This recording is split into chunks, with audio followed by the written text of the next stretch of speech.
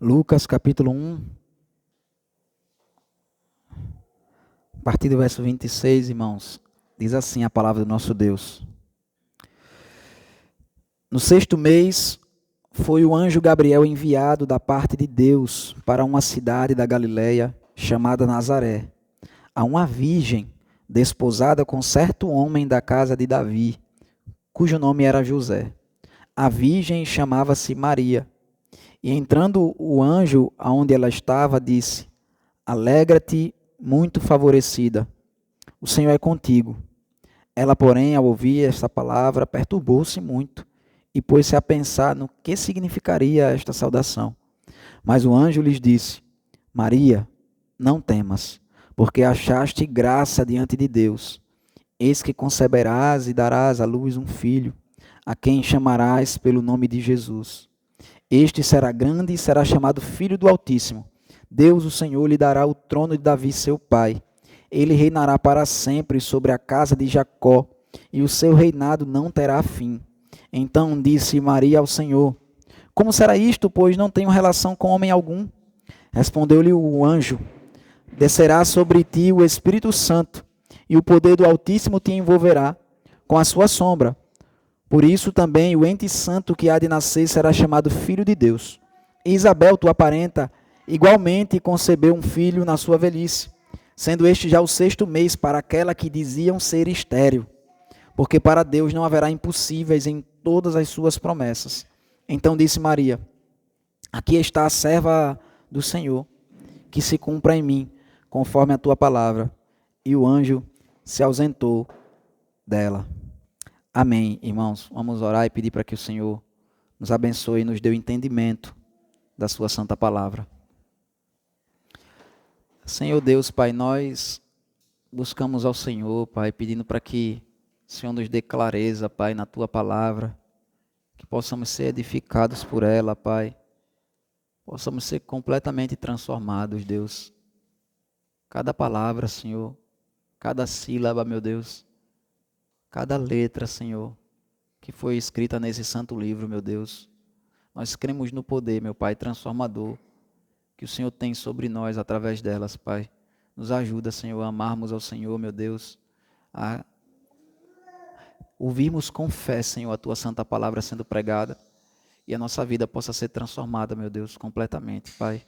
Confiamos no Teu poder, Pai, no poder do Teu Espírito Santo, meu Deus, para quebrar, meu Deus, a dureza do nosso coração. Nos ajuda, tem misericórdia de nós. Em nome do Teu Santo Filho amado Jesus que nós oramos. Amém.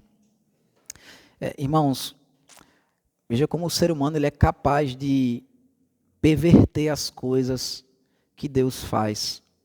Deus faz as coisas de um modo glorioso. A gente lê um texto aqui que fala a respeito de o anúncio de uma criança. Na verdade, o anúncio da salvação ao mundo.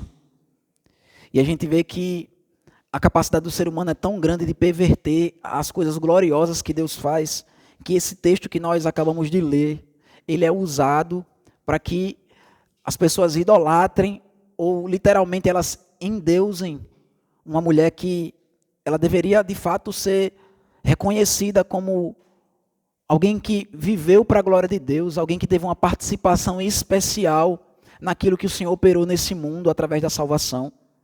Mas veja que o ser humano é tão capaz de fazer essas coisas tão perversas que, veja que essa semana, esse mês, essa data que nós estamos nos aproximando, na terça para quarta-feira, é uma data completamente pervertida. Porque eu não sabia disso, mas até o nome, irmãos, da festa Natal, ele é dado, não é nem por causa do nascimento de Cristo, mas é comemorado no dia 25 de dezembro, porque é o dia que era comemorado o nascimento do Deus Sol. Então, veja como o ser humano ele é capaz de perverter as coisas. Absolutamente tudo, irmãos, que está ligado a essa festa que é comemorada, desde a árvore de Natal até os mínimos detalhes, tudo isso tem uma origem que é completamente pagã. Isso não quer dizer, irmãos, que é pecado você ter uma árvore de Natal na sua casa, porque senão a gente também não ia poder usar a aliança, porque a aliança também tem uma origem pagã. Seria pecado nós comemorarmos o nosso aniversário e principalmente colocar um bolo ali, porque o bolo também de aniversário ele tem uma origem pagã. Mas veja que o ser humano ele consegue pegar aquilo que deveria ser um anúncio glorioso do nascimento do Senhor Jesus Cristo, e eles tanto vão idolatrar Maria, como eles vão criar uma festa que eles vão colocar no lugar e acima daquilo que Deus quer que nós comemoremos semanalmente, que é o dia do Senhor. E as pessoas se preparam o mês todo para estarem no momento ali e cultuarem a Deus de um modo que Deus não ordenou, ao invés de semanalmente elas estarem preparando o seu coração para adorar o Senhor do jeito que o Senhor quer ser adorado. Vejam, a Bíblia fala, irmãos, versículo 39, que naqueles dias dispôs-se Maria e foi apressadamente, que no 6º mês foi o anjo Gabriel enviado da parte de Deus para uma cidade da Galiléia chamada Nazaré. Que 6º mês que ele está falando aqui, irmãos? O texto vem falando a respeito de um outro anúncio, de uma outra criança, que foi anunciado o seu nascimento antes do nascimento de Cristo. Né? Foi o anúncio do anunciador, João Batista, que veio a esse mundo para anunciar a salvação em Cristo Jesus. E nós vemos, irmãos, que tem alguns detalhes interessantes a respeito do anúncio do nascimento de Cristo. A gente for parar para pensar, é um anúncio mais simples do que o anúncio do próprio João Batista. A gente pode ver isso pela quantidade de versículos que são dedicados a uma coisa e a outra. O anúncio do nascimento de João Batista, ele vai do versículo 5 até o versículo 25. Então, são 20 versículos tratando a respeito do anúncio do nascimento de João Batista. Quando a gente vai ver aqui, irmãos, a respeito do nascimento de Jesus, o anúncio do nascimento de Jesus, são bem menos versículos, né? São 12 versículos que vão tratar a respeito desse assunto. Até as palavras que o anjo Gabriel ele vai falar a Zacarias sobre o nascimento do seu filho João Batista, ele fala palavras mais gloriosas até do que algumas palavras que ele se utiliza para falar aqui a respeito do nascimento de Cristo. Obviamente, Lucas registrou isso dessa forma de propósito, para que eu e você, a gente fosse levado a uma reflexão profunda sobre o anúncio do nascimento de Cristo. Veja que a gente vê um outro cenário, a gente vê uma família sacerdotal e um homem entrando num templo, e quando ele entra no templo, ali está um anjo. Mas pelo contrário, o que é nos falado aqui a respeito do anúncio do nascimento de Cristo, versículo 26 vai dizer que o anjo ele foi enviado a uma cidadezinha no interior, lá em Nazaré, uma cidade que era cheia de preconceitos. Se a gente fosse parar para pensar, a gente ia pegar talvez a cidade mais pobre aqui do Pará, e seria equiparado a isso. Uma cidade que talvez não se dê valor algum, nem o prefeito, nem o governador está preocupado em talvez fazer alguma coisa para o bem daquela população, das pessoas que vivem ali. Mas a gente vê que Deus ele tem os seus olhos voltados para onde os homens não têm os seus olhos voltados. A gente viu que Deus já comparou, né, Herodes, o rei, com Zacarias, de uma família que era vista como amaldiçoada porque não podia ter filhos. Mas agora ele é quase como se ele conseguisse ir mais baixo ainda. É como se a humilhação, a família que foi escolhida é uma família que tem menos prestígio ainda. Por mais que de fato nós vemos aqui que era uma família que fazia parte da descendência de Davi. Nessa época deveriam existir centenas, talvez milhares de descendentes de Davi. E com muito mais honra do que José e do que Maria. Mas a gente vê que o anjo, mesmo anjo que esperou por Zacarias dentro do templo, dentro do santo lugar, ele vai até essa cidadezinha, e ele vai buscar, e ele vai falar com aquela mulher, com aquela criança, com aquela adolescente, que era Maria. Né? Maria, a Bíblia nos diz que ela estava desposada com certo homem da casa de Davi, que o nome dele era José, né? E que ela era virgem. Isso nos dá a ideia, irmãos, nós não sabemos exatamente a idade dela, mas provavelmente Maria, ela tinha entre os 12 e uns 15 anos, 16 mais ou menos, porque essa era a idade normalmente que as moças se casavam naquela época. Então, alguém que talvez na nossa época, talvez na nossa sociedade hoje ainda é considerado uma criança. Mas essa mulher, ela é colocada em contraste, e a sua fé, com a incredulidade de Zacarias, que nós vemos no texto passado. Nós vemos então que o anjo ele vai até aquela cidadezinha. E desde já nós sabemos que um dos propósitos do Evangelho de Lucas é justamente mostrar que Deus ele não está preocupado simplesmente com a salvação ou com a revelação, ou Deus veio buscar as pessoas gloriosas e importantes desse mundo, pelo contrário. Deus ele atenta para os humildes, para os pequenos. Inclusive é isso que Maria vai falar no louvor, que ela irá entoar, e nós veremos logo mais. Mas vejam, irmãos, a Bíblia faz questão de dizer que ela era virgem. E no versículo 27, isso é retratado 2 vezes. Isso é falado 2 vezes. E a ideia aqui é justamente que Gabriel e Lucas, o autor aqui do texto, ele quer fazer com que nós sejamos levados a uma profecia que está no livro de Isaías, que vai dizer que a virgem ela conceberá e dará à luz a uma criança.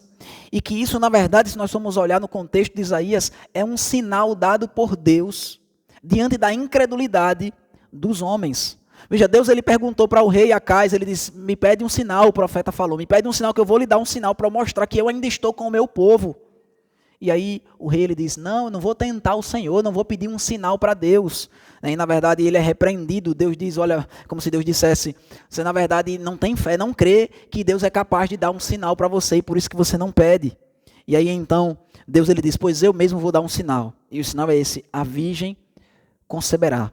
Obviamente, irmãos, isso estava falando a respeito do nascimento de Cristo, era uma profecia a respeito do nascimento de Cristo, mas com certeza também existia uma moça virgem naquela época do rei Acais, e que se casou e que concebeu, que deu à luz a um filho, que aquele filho ele servia de sinal para o Filho de Deus que nasceria e viria a esse mundo. Assim como todas as crianças, irmãos, todos os nascimentos que são registrados na Bíblia, eles apontam e eles aguardam o cumprimento final da promessa de Deus, de que ele ia mandar um homem, que ele ia mandar um descendente da mulher, que ia cumprir todas as nossas expectativas. É isso então que é dito quando é falado, veja, no mesmo versículo, que é uma virgem e que ela está desposada com um homem da casa de Davi. Ou seja, ele está aqui em palavras simples, de fato, ele está trazendo todo o Antigo Testamento e reunindo nisso. Veja, Deus ele disse que ele deu uma promessa de que através de Davi ia vir a salvação, um descendente de Davi ele ia reinar. E Deus também ele deu uma promessa de que a virgem ia conceber. Então, Lucas ele faz questão de deixar claro que o nascimento de Cristo ele é previsto desde a antiguidade. Se nós pararmos para pensar, irmãos, Davi, que é um nome que ainda vai ser falado várias vezes no nosso texto aqui, e Jesus sendo tratado como filho de Davi, Davi ele é o nome próprio, é o nome de uma pessoa na Bíblia que aparece mais vezes em todas as Escrituras. Ele aparece mais de 1000 vezes na Bíblia toda. E é interessante porque Davi ele é uma figura que deve causar um misto de emoções, de lembranças quando nós pensamos nele.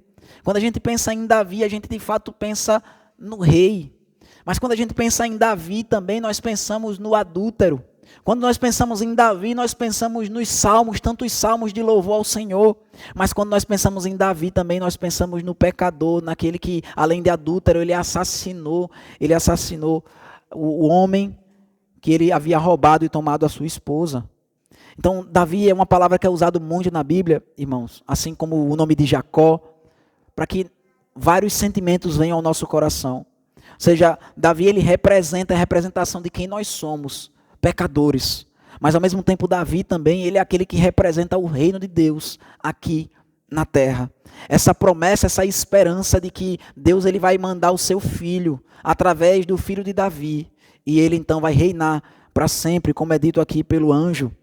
Mas vejam, irmãos, já faziam mais de 1000 anos que Davi ele tinha começado o seu reinado. E se a gente parar para pensar, mais 1000 anos ainda que separa Davi e Abraão também. E se a gente for parar para pensar, a promessa de que um menino viria já vai desde o jardim do Éden, então milhares e milhares de anos que Deus havia prometido que a salvação viria ao mundo. E finalmente ela chegou. Veja que o anúncio, a aparição do anjo é completamente diferente das outras aparições de anjos que nós vemos em todas as Escrituras. Mas que seja um relato simples. Mas ele diz no versículo 28, e entrando o anjo onde ela estava, disse, alegra-te, muito favorecida, o Senhor é contigo. Geralmente os anjos, quando eles aparecem, irmãos, quando eles vão falar com as pessoas, eles dizem, não temais. Essa é a primeira palavra que o anjo fala. Mas Lucas, irmãos, é um evangelho que ele vem mostrar a alegria que nós devemos ter, nós devemos sentir por sabermos que somos salvos por Deus. E ele faz isso desde o primeiro capítulo. Se a gente for parar para pensar, ele também falou que o nascimento de João Batista ia trazer muita alegria para aqueles que ouvissem a respeito dele. Mas aí é como se o anjo ele dissesse, mas olha, mas a alegria não depende de João Batista. E por isso que ele disse para Maria que ela pode se alegrar, mesmo João Batista não tendo nascido ainda, mesmo ele ainda não tendo anunciado de modo glorioso a salvação em Cristo Jesus. Mas ela já pode se alegrar, Maria. Maria já pode se alegrar, porque ela foi muito favorecida.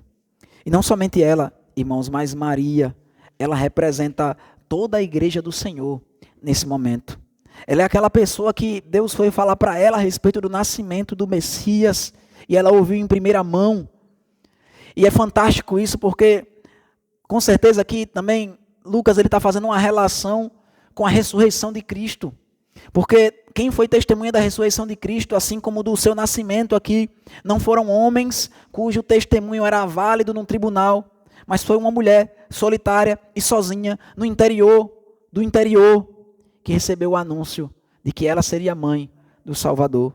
Da mesma forma, outra Maria foi aquela que primeiro viu o Senhor Jesus Cristo quando ele ressuscitou.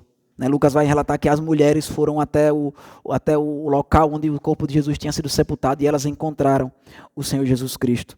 E Lucas ele está com isso mostrando aqui que Deus ele não faz acepção de pessoas. Deus ele não olha para as pessoas como nós vemos.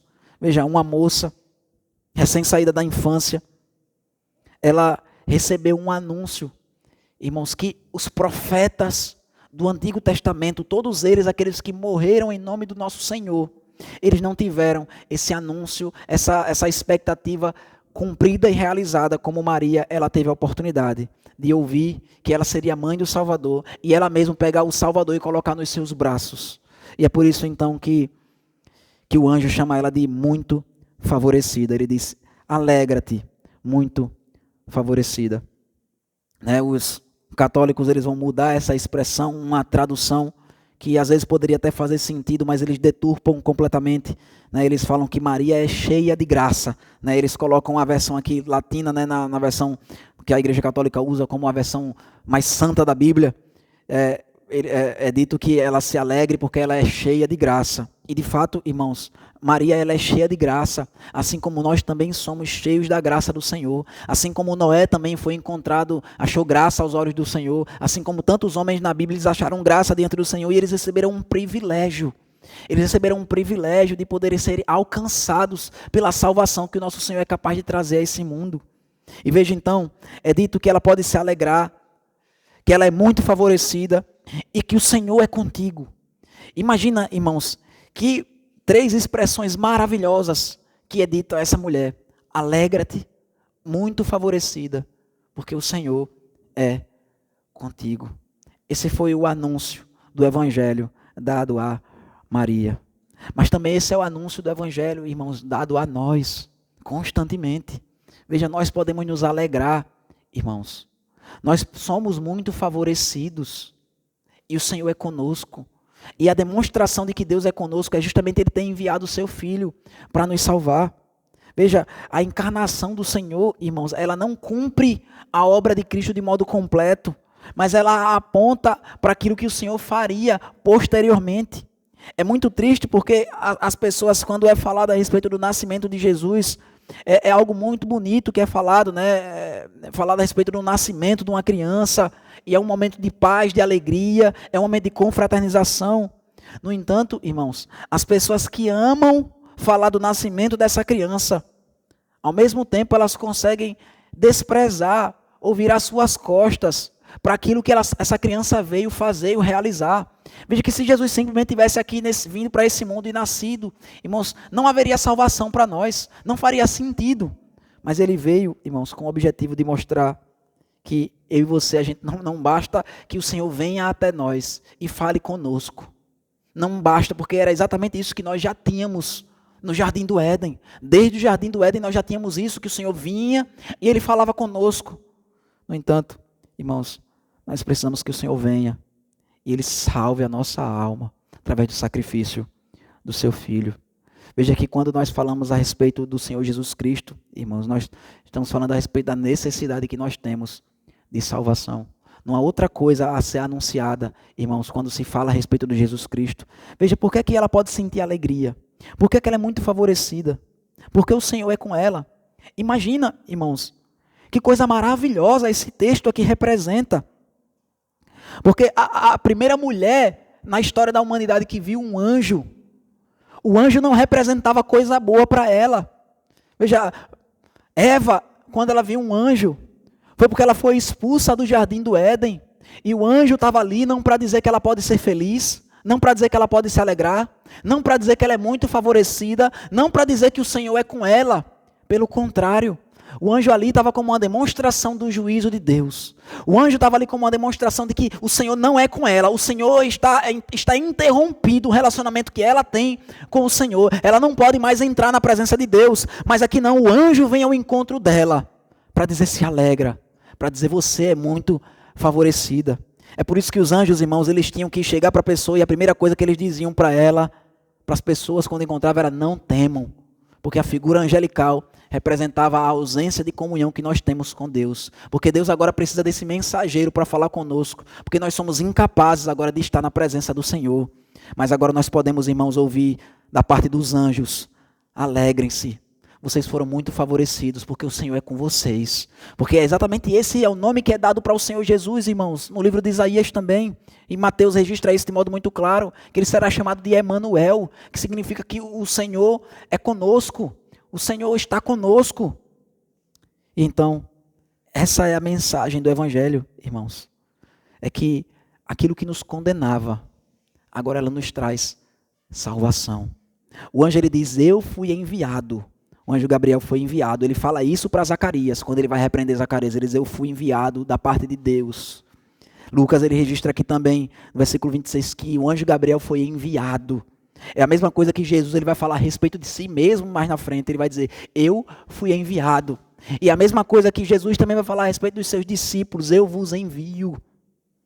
E veja, a profundidade disso que Lucas está dizendo aqui é que quando ele vai escrever o livro de Atos, ele quer que a gente saiba que os mandamentos que estão sendo dados ali pelos apóstolos, eles vêm diretamente da parte de Deus. Por mais que haja um intermediário humano.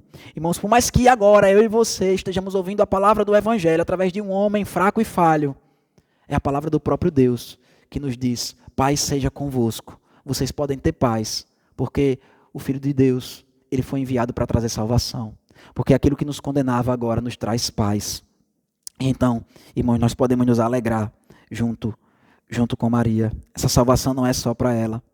Ela não é a única que é cheia de graça. Mas todos nós, irmãos, somos preenchidos pela graça de Deus. Veja, isso é algo tão maravilhoso, irmãos. O Evangelho é tão glorioso que ele é bom demais para ser verdade. É bom demais para ser verdade. A gente quando escuta o Evangelho, irmãos, parece que é algo que não é verdadeiro, porque como é que pode, irmãos? Deus, ele vinha ao nosso encontro. Como é que pode o anjo, ele vir falar comigo, mandando eu ficar alegre? E é justamente assim que Maria recebe essas palavras. Ela ouve, então, essas palavras do anjo, dizendo que ela se alegre. No versículo 29, ela diz, ela, porém, ouviu estas palavras, perturbou-se muito, e pôs-se a pensar no que significaria esta saudação. Como assim? O anjo aparece e diz isso para mim. E muitas vezes, irmãos, nós somos tentados também a não entender aquilo que o Evangelho trouxe para nós, porque é tão glorioso, irmãos. Obviamente, Maria aqui não estava com incredulidade, pelo contrário, o que é ressaltado aqui é a sua fé. Você vê que a palavra que é usada aqui para falar, irmãos, a respeito de como ela se sentiu quando o anjo falou, é diferente daquilo que Zacarias sentiu. A gente vê no versículo 12, diz que Zacarias, vendo o anjo, turbou-se e apoderou-se dele o temor. A gente consegue ver até mesmo no português que as palavras são muito mais fortes, muito mais pesadas. Quando a gente vê a respeito do que Maria sentiu, é algo muito mais leve. Apesar de ser algo glorioso que a gente não consegue entender completamente. O que vai ser destacado nela é exatamente isso. Ela não consegue entender a glória daquilo que está sendo anunciado a ela. E como ela poderia, irmãos, como ela poderia entender tão gloriosa salvação. Sendo que Jesus Cristo ainda vai vir através dela e vai revelar essa salvação de um modo glorioso a nós. Ela então não entende perfeitamente. O texto diz que ela perturbou-se muito e pôs-se a pensar no que significaria esta saudação. Veja, ela não está aqui completamente atemorizada, apavorada. Ela se perturbou muito, mas com o desejo de entender o que significa essa saudação. E é isso que eu e você também devemos sentir, irmãos, em relação ao Evangelho do nosso Senhor. Eu e você, nós devemos ouvir o Evangelho e a gente deve refletir sobre o significado, sobre a profundidade daquilo que nos é dito, irmãos. Eu e você, a gente não pode achar que entendemos aquilo que nos foi anunciado de modo completo e pleno. Eu e você, nós devemos nos alegrar, devemos em obediência a que nos foi ordenado através dos anjos, nós devemos nos alegrar.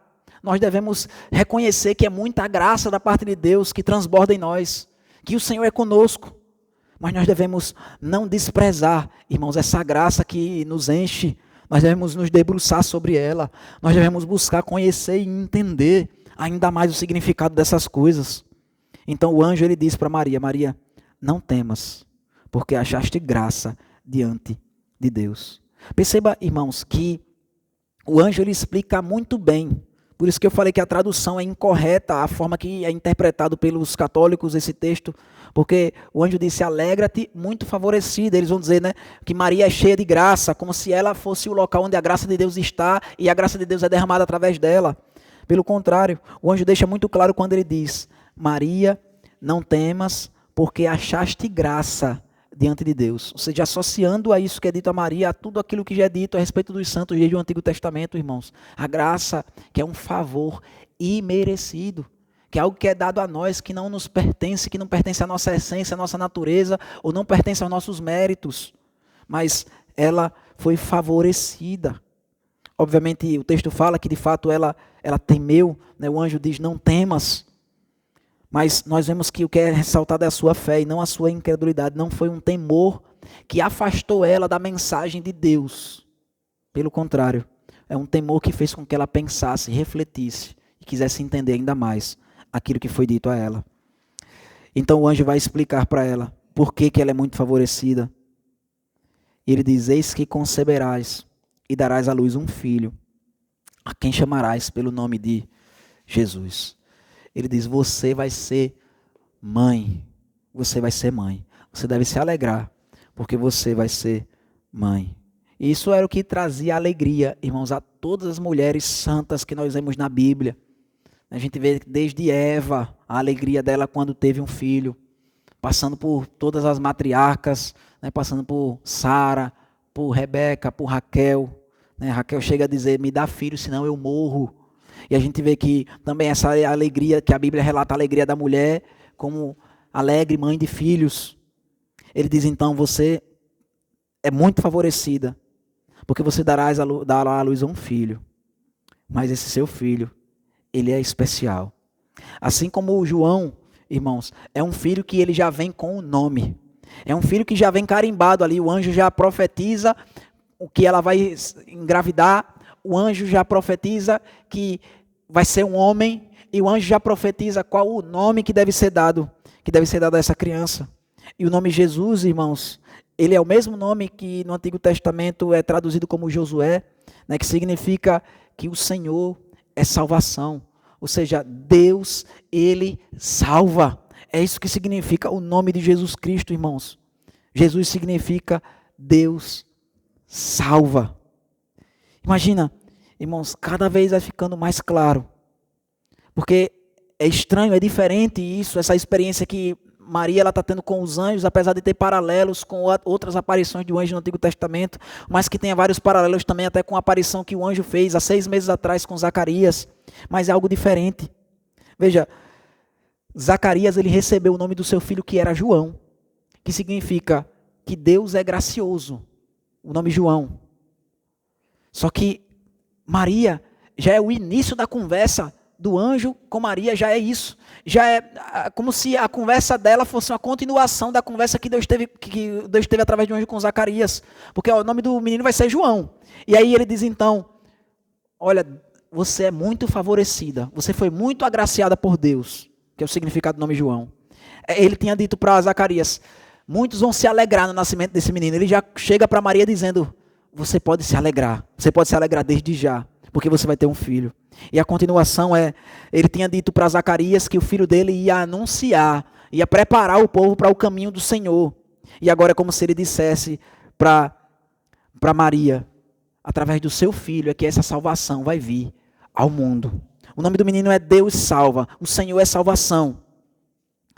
Mas ele complementa isso para que não pudesse haver dúvidas, né? Porque, como eu falei para vocês, Josué também já significava isso. Já houve um homem com o nome de Josué que ele trouxe libertação, ele trouxe salvação para o povo. Foi uma salvação física, ele venceu guerras, foi um general. Mas ele explica mais profundamente quem é esse que vai ser gerado por Maria. Ele diz, ele será grande e será chamado Filho do Altíssimo. Deus, o Senhor, lhe dará o trono de Davi, seu pai. Veja aí no versículo 32, então, irmãos, é nos explicado quem é Jesus. E o que nos é dito pelo anjo é que ele é filho de Deus. Ou seja, ele tem a natureza do seu pai celestial. Mas ele também é filho do homem. Ele também é filho de Davi, que é seu pai. Então veja que o anúncio, irmãos, do nascimento de Cristo, o anúncio da vinda do Senhor Jesus a esse mundo, é o anúncio da união tão esperada entre Deus e os homens de um modo perfeito. Veja por que ela pode ser feliz, irmãos, porque o anjo que interrompia ou que não permitia que o ser humano ele entrasse na presença de Deus, que foi colocado lá no Jardim do Éden, e que foi representado no tabernáculo, representado nos templos, o anjo que separava o homem de Deus, que estava ali guardando a presença de Deus, porque o homem que foi colocado para guardar a presença de Deus não é mais digno de fazê-lo. Agora o anjo ele vem para dizer, Deus agora não tem como estar mais unido aos homens do que através de Jesus Cristo. Porque na mesma pessoa, as duas naturezas estão unidas. Ele é Deus e ele é homem. Como que o ser humano pode estar mais unido com Deus do que assim? Se ele é Deus e ele é homem na mesma pessoa, irmãos, não dá para você separar. Não dá para você separar. Às vezes as pessoas dizem, olha, Jesus, ele na natureza humana, né, quando ele teve fome, ali era a natureza humana de Jesus tendo fome. Quando ele sabia das coisas que iam acontecer, é porque ele é Deus. Não, irmãos, Jesus ele é Deus homem. Não é para você dizer, aqui Jesus está sendo Deus, aqui Jesus está sendo homem. Ele é uma única pessoa, irmãos, e a natureza humana está tão unida à natureza divina que não tem como você separar. Não tem como você dizer, aqui é Jesus Deus e aqui é Jesus homem, porque ele é Deus homem. A natureza nossa, irmãos, está completamente unida com a natureza divina através do Senhor Jesus Cristo. Veja, ele diz, ele é filho de Davi e Deus vai dar o trono do seu pai Davi a ele. Ele reinará para sempre sobre a casa de Jacó e o seu reinado não terá fim. E agora então, irmãos, versículo 33, ele encerra então a palavra do anjo, o anjo encerra a sua palavra, deixando claro que Jesus é então o Salvador esperado. Porque veja, Deus ele já tinha dito a Davi, irmãos, em 2 Samuel capítulo 7, que um dos descendentes dele ia se assentar no trono e o reinado dele não teria mais fim, ele ia reinar para sempre. Só que essa esperança foi frustrada tantas vezes. Irmãos, imagina você, a gente for parar para pensar, foram 400 anos que a dinastia de Davi, ela reinou em Judá, em Israel. Veja, Davi, Salomão, Roboão e os seus descendentes, eles foram reinando. Mas cada vez mais a expectativa deles ia sendo frustrada, porque veja, ficou claro já que não era Davi o escolhido, ia ser o filho dele. Deus disse a Davi, vai ser o seu filho. E aí quando vem Salomão, que era o descendente ali mais próximo, que ele é revelado na palavra de Deus, irmãos, como o homem perfeito. A gente for olhar o começo, da forma que é relatado Salomão, a história de Salomão é como se ele fosse um homem perfeito. Porque como é que começa a história de Salomão, irmãos? A história de Salomão começa com ele pedindo sabedoria a Deus. E como é que ele pede sabedoria a Deus? Como é que é relatado, irmãos? Ele pedindo sabedoria a Deus. É relatado ele orando ao Senhor. E ele dizendo, eu quero, meu Deus. Deus pergunta, o que é que você quer? E ele diz para Deus, eu quero discernimento, eu quero sabedoria entre o bem e o mal. Ou seja, aquilo que Adão e Eva tentaram conseguir de um modo pecaminoso, indo lá e comendo da árvore do fruto do conhecimento do bem e do mal. É dito não, Salomão ele não buscou ter sabedoria em si mesmo, ele buscou sabedoria em Deus. Ou seja, aquilo que Adão, quando era perfeito, não conseguiu fazer, Salomão ele fez na sua juventude, na sua mocidade. Ele começou o seu reinado assim. Que mais que a gente pode esperar desse homem? Ele veio para trazer restauração, ele veio para nos salvar dos nossos pecados. É como se o leitor ele pudesse enxergar isso em Salomão, quando ele começa a história de Salomão. E então tudo que ele vai fazendo, irmãos, é glorioso. A primeira parte do reinado dele é algo tão glorioso. E depois ele começa a desobedecer a Deus em todas as coisas, em todos os mandamentos que Deus deu e deu para um rei, que ele não deveria multiplicar o seu exército, não deveria multiplicar suas riquezas e não deveria se casar com muitas mulheres. Foi exatamente tudo isso o que Salomão fez. Então a esperança do povo foi frustrada. Não era Salomão. E de Salomão para cá, então, irmãos, nem se fala, porque o filho de Salomão, ele foi responsável por dividir o reino. Como é que pode? Deus disse que através do descendente de Davi, ele ia trazer salvação eterna para o seu povo. Mas aí o filho dele, Salomão, nos frustra. O filho dele, Roboão, nos frustra mais ainda. Mas é como se a gente conseguisse sentir a esperança, irmãos, do escritor bíblico em, não, mas pode ser que esse aqui seja. Porque ele vai escrevendo e quando ele vai escrevendo, ele faz questão, irmãos, de colocar o nome sempre da mãe. Os descendentes de Davi, quando eles estão ocupando o local no trono, no livro de Reis, no livro de Crônicas, sempre dito, o nome da mãe dele era tal, o nome da mãe dele era tal. Como quem diz, ele é o descendente da mulher e ele é descendente de Davi, ou seja, você pode olhar para ele e a família dele representa a salvação que Deus vai trazer ao povo.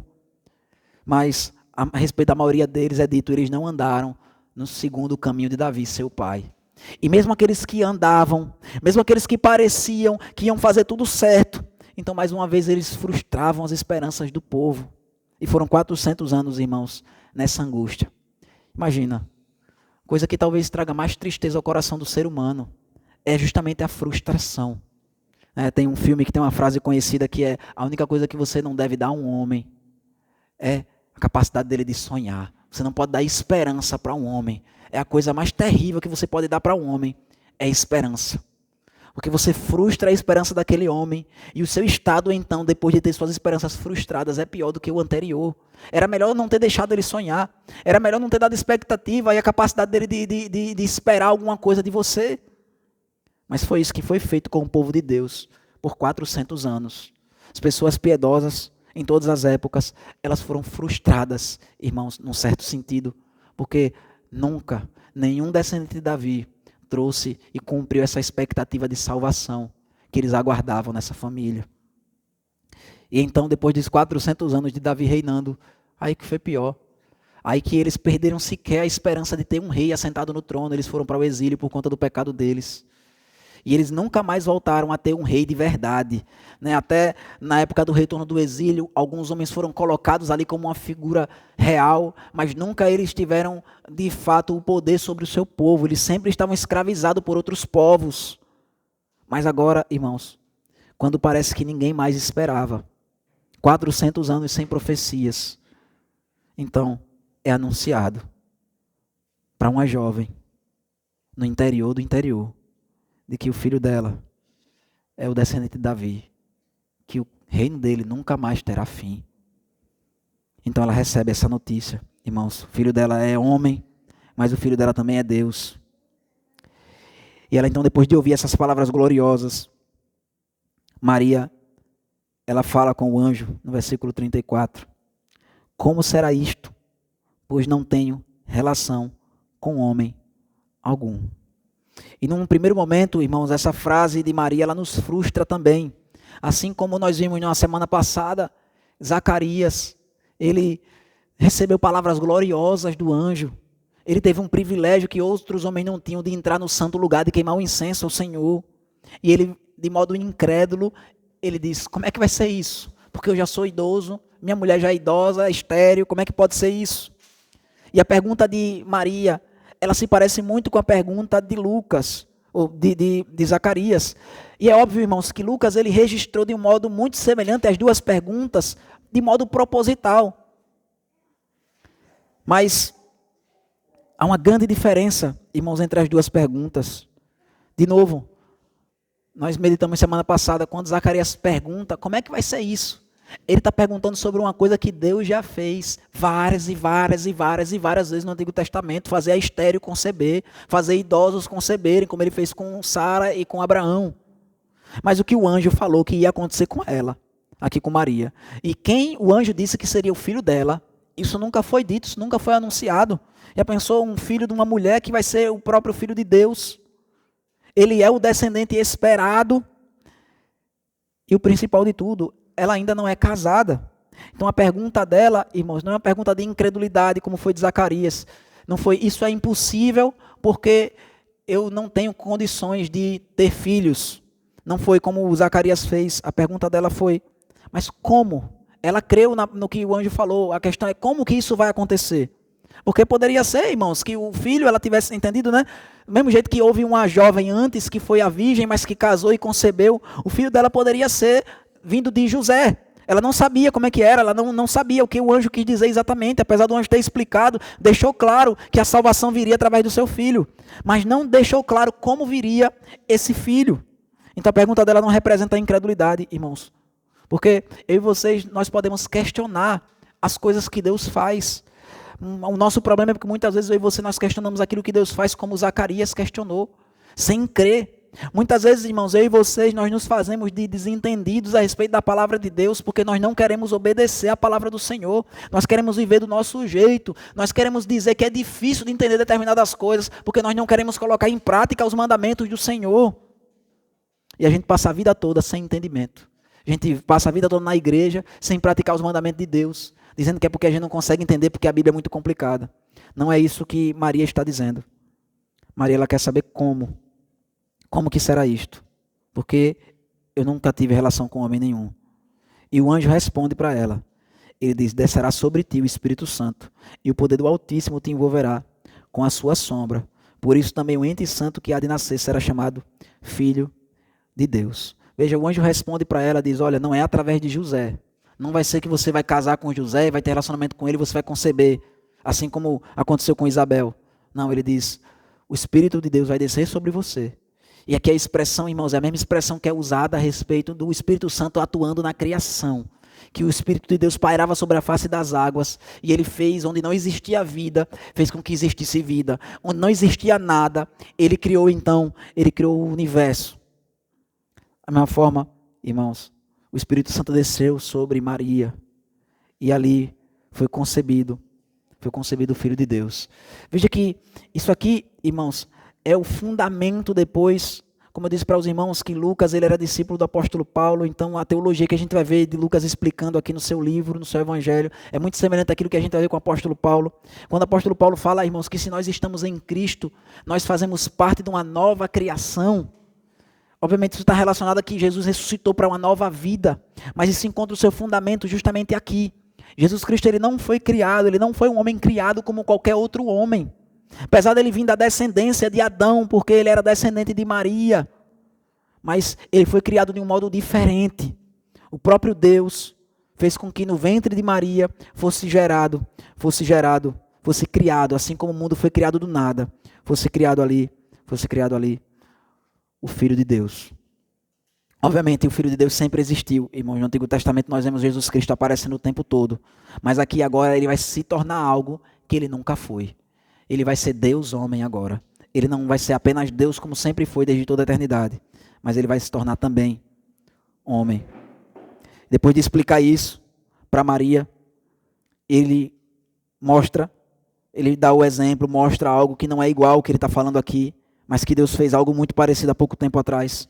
Ele diz, Isabel, tua parenta, igualmente concebeu um filho na sua velhice, sendo este já o 6º mês para aquela que diziam ser estéril. Vejam, irmãos, olha o que o anjo está fazendo aqui, a comparação. Obviamente é diferente. E o que Deus fez através de Isabel, Deus já tinha feito antes. Mas o anjo usa para comparar, ele diz, olha, veja só, se tem um homem e se tem uma mulher, mas não tem um ventre fértil, é impossível nascer uma criança. Mesmo assim, Deus fez acontecer com a tua parenta. Agora, você tem um ventre fértil, mas não tem um homem. Mas Deus também é capaz de fazer acontecer e você conceber e dar à luz a uma criança sem uma participação do homem. E é por isso que ele diz, versículo 37, porque para Deus não haverá impossíveis em todas as suas promessas. Veja, irmãos, às vezes parece que Deus está demorando em fazer aquilo que nós esperamos, aquilo que nós estamos aguardando. Nós olhamos para o mundo à nossa volta e a gente vê essa bagunça, a gente vê tudo o que está acontecendo. E parece que nós somos levados a perder a fé, porque nós não temos paciência para aguardar aquilo que Deus está fazendo. Mas veja, quantos anos irmãos, quantos séculos, quantos milênios até existiram entre a primeira vez que Deus prometeu que ia mandar a salvação para esse mundo, lá Adão e Eva no Jardim do Éden, e aqui o cumprimento dessa promessa através de Maria. E a palavra que o anjo fala para Maria aqui é muito parecido com a palavra que ele falou para Abraão e para Sara, lá no capítulo 18 de Gênesis, quando ele diz que o braço do Senhor não está encolhido, para que não possa fazer, nada é demasiadamente difícil para Deus. Ele diz, porque para Deus não haverá impossíveis em todas as suas promessas. Nós muitas vezes, irmãos, queremos crer em coisas que Deus nunca prometeu. A gente diz, Deus vai me dar isso, Deus vai me dar aquilo, porque eu tenho fé, sendo que Deus nunca prometeu. Veja que o anjo ele não disse que se você tiver fé, Deus vai fazer tudo aquilo que você quiser. A Bíblia nos diz que se nós pedirmos a Deus de acordo com sua vontade, então isso será feito. Mas aqui o que é dito justamente é de acordo com as promessas de Deus, irmãos. Não vai haver impossível. Do mesmo jeito, irmãos, que Deus ele fez com que um ventre infértil, como o de Isabel, pudesse a vida ali ser gerada. Do mesmo jeito que ele fez com que a virgem pudesse conceber sem ter relação com homem algum. Deus ele pode pegar o nosso coração de pedra. Ele pode pegar a escuridão da nossa alma e transformar em luz.